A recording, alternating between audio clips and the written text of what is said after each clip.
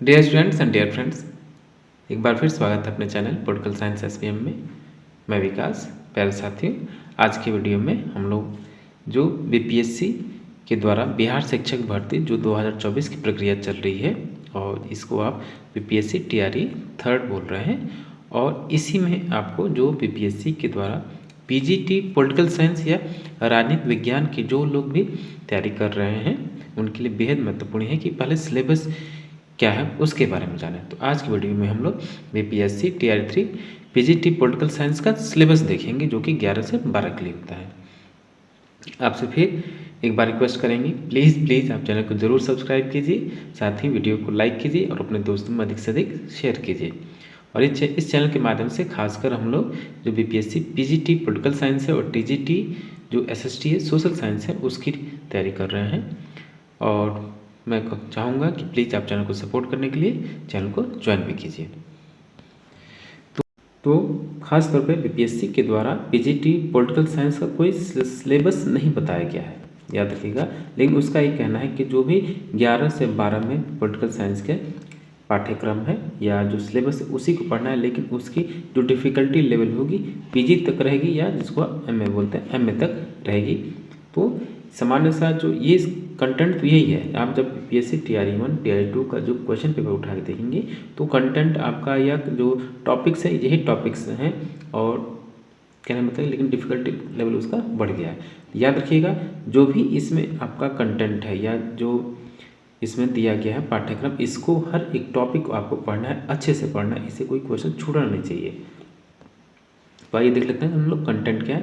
तो पहला है कंसेप्ट ऑफ पॉलिटिक्स, जो इसका पहला यूनिट है कंसेप्ट ऑफ पॉलिटिक्स। इसमें आपको पॉलिटिक्स नहीं राजनीतिक विज्ञान का की जो प्रकृति है, परिभाषा और उसका विषय का जो क्षेत्र वो पढ़ना है। फिर ट्रेडिशनल यानी जितने भी अप्रोचेज हैं उसको पढ़ना है। फिर रिलेशन ऑफ पॉलिटिक्स विद यानी जो राजनीतिक विज्ञान का अन्य विषयों से क्या संबंध है उसको भी पढ़ना है। और significance of the study of political science, और राजनीतिक विज्ञान के अध्ययन के क्या महत्ता है या महत्व है। दूसरा जो यूनिट है आपका स्टेट, यानी अब इसमें राज्य के बारे में पढ़ना है। तो राज्य के बारे में क्या पढ़ना है, परिभाषाएं और क्या एसेंशियल एलिमेंट्स ऑफ स्टेट यानी राज्य के जो आवश्यक तत्व हैं उसको पढ़ना है। Nature, justification and importance of state यानी राज्य का जो निर्णयन है या उसकी जो प्रकृति है उसको पढ़ना है। तीसरे नंबर देखिए theories of the origin of state यानी राज्य की उत्पत्ति के जो सिद्धांत हो, उसमें भी divine theory, force theory, social contract theory और इवोल्यूशनरी थ्योरी। आपको इसमें खासकर इवोल्यूशनरी थ्योरी से एक प्रश्न जरूर बनेगा, और जो आपका सोशल कॉन्ट्रैक्ट थ्योरी उससे तो जरूर बनता है, ये इससे प्रश्न पूछे जाएंगे। फिर है आपका सॉवरेंटी, संप्रभुता का बेहद महत्वपूर्ण, इसमें जीन बोधा, जॉन ऑस्टिन को पढ़ना होगा, और जो खासकर आप जे रूसो को भी, हॉब्स लॉक रूसो को भी देख सकते हैं। फिर है आपका जो पॉलिटिकल थ्योरी का कंसेप्ट है उसमें law, liberty, equality, justice and rights and duties, ये आपको पॉलिटिकल थ्योरी का सेक्शन है, आपको इसको अच्छे से पढ़ना है। देखिए टॉपिक तो यही रहेगा, लेकिन डिफ़िकल्टी लेवल आपसे बढ़ाकर पूछा जाएगा जो कि एमए तक या पीजी तक का होगा। इसको आप हल्के में मत लीजिए। सिलेबस आपके सामने, सिलेबस के अकॉर्डिंग पढ़ना शुरू कर दीजिए। अब ये 12th का में क्या पढ़ते हैं बच्चे, तो जो कंटेंट 12th का है वही आपका वही आपको चैप्टर्स पढ़ने हैं, और यही आपका सिलेबस हो जा रहा है। तो क्योंकि आप पीजीटी में पढ़ाने जाएंगे, 11वीं 12वीं को पढ़ाने जाएंगे, तो कम से कम उनके स्तर का समझ आप में होना चाहिए, या वैसे क्षमता होनी चाहिए जैसे आप 11वीं 12वीं के बच्चे को पढ़ा सकें।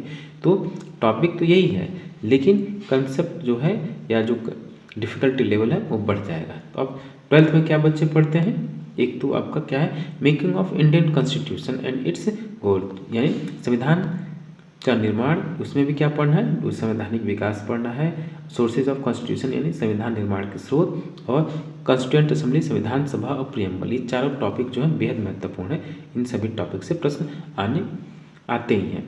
फिर है एक आपका salient features of Indian constitution यानी भारतीय संविधान की विशेषताएं पढ़नी है।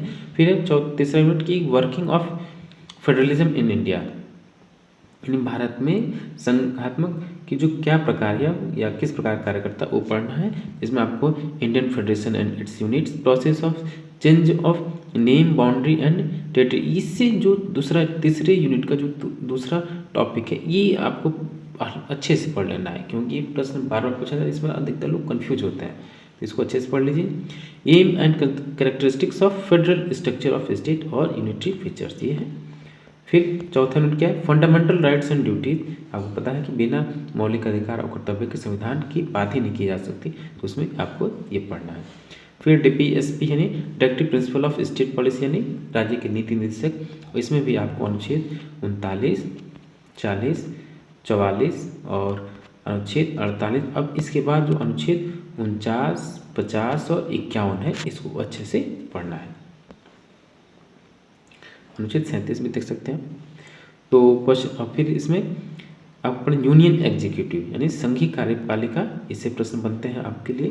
जो सिलेबस है इसमें, जो 12वीं का सिलेबस है उसमें संघीय कार्यपालिका में आपको राष्ट्रपति पढ़ना है, वाइस प्रेसिडेंट यानी उपराष्ट्रपति, मंत्रिपरिषद और प्राइम मिनिस्टर, इन सभी को पढ़ना है। फिर आपका पार्लियामेंट यानी संसद आपको पढ़ना है। तो संसद में क्या, लोकसभा और राज्यसभा को पढ़ना है। जो जो इसमें टॉपिक है आपको वो एक भी टॉपिक को नहीं छोड़ना। ट्रम्प जैसे टेरियन में ये 2 बार जैसे वो टॉपिक देते गया, हर टॉपिक से एक प्रश्न करता गया। जब आप पेपर उठाएंगे, सिलेबस उठाएंगे तो आप देख लेंगे। तो 8वां जो है 8th यूनिट, इसमें स्टेट यानी राज्य की कार्यपालिका पढ़नी है। फिर स्टेट लेजिस्लेचर पढ़ना है, राज्य की विधायिका, और इंडियन जुडिशरी पढ़ना है यानी भारतीय न्यायपालिका भी पढ़नी है। फिर उसके बाद इलेक्टोरल सिस्टम इंडिया यानी भारत में निर्वाचन व्यवस्था, निर्वाचन प्रक्रिया, working of local self government with special reference to Bihar यानी बिहार के संदर्भ में जो पंचायत है या स्थानीय सरकार है उसका अध्ययन करना है आपको। 73rd और 74th अमेंडमेंट आपको पढ़ना है और अच्छे से पढ़ना है, खासकर बिहार के संदर्भ में। फिर Indian national integration and challenges, भारतीय राष्ट्रीय यानी राष्ट्रीय एकीकरण और इसकी क्या क्या चुनौतियाँ वो, और foreign policy of Indian, Bharat की विदेश नीति भी पढ़नी है, जिसमें नाम, सार्क और यूनाइटेड नेशन बेहद महत्वपूर्ण है। अब ये था आपका political science PGT political science के लिए सिलेबस था आपका, जिसको हमने देखा। आप इसको अच्छे से नोट कर लीजिए, समझ लीजिए, और इसका PDF जो टेलीग्राम के लिंक में डिस्क्रिप्शन बॉक्स में हम अपडेट कर देंगे, आप वहाँ से सिलेबस का PDF ले सकते हैं। फिर से आप सिलेबस चाहें तो इसका प्रिंट आउट अपने सामने रख लें, उसके हिसाब से पढ़ें। टॉपिक वाइज एक एक लाइन पढ़ना है, उस टॉपिक को क्लियर करते जाना है, या उससे संबंधित MCQs भी आपको सॉल्व करना है, ताकि आपकी पकड़ और बेहतर हो जाए। फिर इसके बाद भी जो आप प्रीवियस ईयर क्वेश्चन पेपर है उसको 1-2 बार देखिए, कैसे कैसे प्रश्न पूछा है, किस टॉपिक से कितनी बार पूछा है, या उसकी डिफिकल्टी लेवल क्या रहा है, ये चीज़। और सिलेबस आप अच्छे से इसको जरूर प्रिंट आउट करके अपने पास रख लीजिए, मेज पे जहाँ पढ़े उसको बार बार देखते रहिए। चलिए मिलते हैं नेक्स्ट वीडियो में। और प्लीज़ वही आपसे फिर से पुराना रिक्वेस्ट, जैसा बेटा प्लीज़ आप चैनल को जरूर सब्सक्राइब करें, साथ ही वीडियो को लाइक करें और साथ ही चैनल को ज्वाइन करें और सपोर्ट करें। Thank you for watching. मिलते हैं आपसे नेक्स्ट वीडियो में।